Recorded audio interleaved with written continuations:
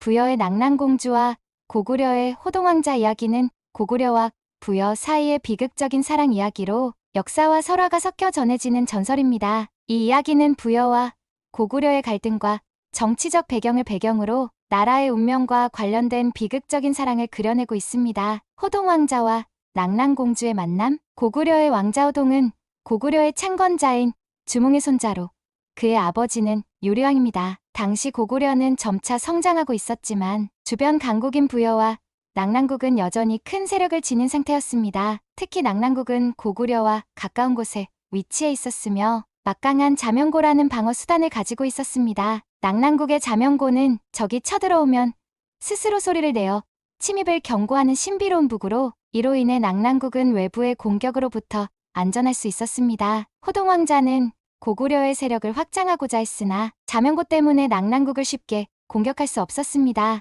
이때 호동왕자는 낙랑국의 낙랑공주와 사랑에 빠졌다고 전해집니다. 호동왕자는 공주에게 사랑을 고백하며 그녀의 마음을 얻는 동시에 정치적 목적을 달성하려는 계획을 세우게 됩니다. 호동왕자의 계획과 낙랑공주의 결정. 호동왕자는 낙랑공주에게 고구려와 낙랑국의 평화를 위한 협력을 요청하며 공주가 자신의 사랑을 진정으로 믿는다면 자명고를 파괴해달라고 부탁합니다. 이로 인해 낙랑국은 자명고 없이 고구려의 침입에 무방비 상태가 될 것이고 호동왕자는 이를 통해 낙랑국을 손쉽게 정복할 수 있다고 판단한 것입니다. 낙랑공주는 호동왕자와의 사랑을 믿고 자명고를 파괴하기로 결심합니다. 공주는 몰래 자명고를 찢어내어 낙랑국의 군사들이 침입을 감지할 수 없게 만듭니다. 낙랑국의 멸망과 비극적인 결말. 낙랑국의 왕은 고구려의 군대가 쳐들어왔음에도 불구하고 자명고가 올리지 않자 이를 수상히 여겼고 자명고가 고의로 파괴된 사실을 알게 됩니다. 그는 낙랑공주가 자명고를 파괴하여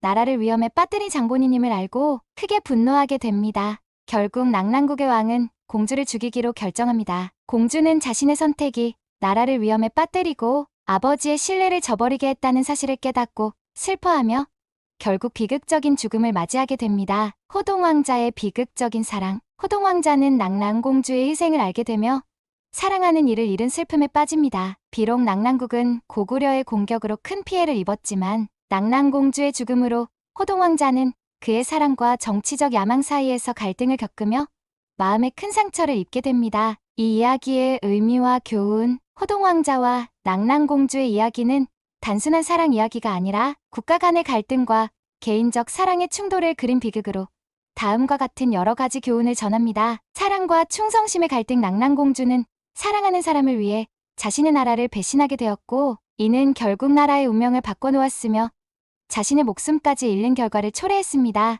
나라를 위한 희생. 이 이야기는 낙랑공주와 호동왕자가 나라와 사랑 사이에서 겪은 고통과 희생을 통해 당시 사람들에게 개인의 감정보다 나라의 안위가 더 중요하다는 교훈을 전달하려 한 것으로 보입니다. 권모술수와 비극. 호동왕자의 전략적 접근은 결국 사랑하는 이를 잃는 결과를 초래했으며 정치적 이익을 위한 희생이 가져올 수 있는 비극적 결과를 보여줍니다. 낙랑공주와 호동왕자의 이야기는 한국 고대 설화의 한 단면으로 후대에까지 비극적인 사랑 이야기로 전해지며 당시의 역사적 갈등과 사랑의 가치를 생각하게 하는 이야기로 남아 있습니다.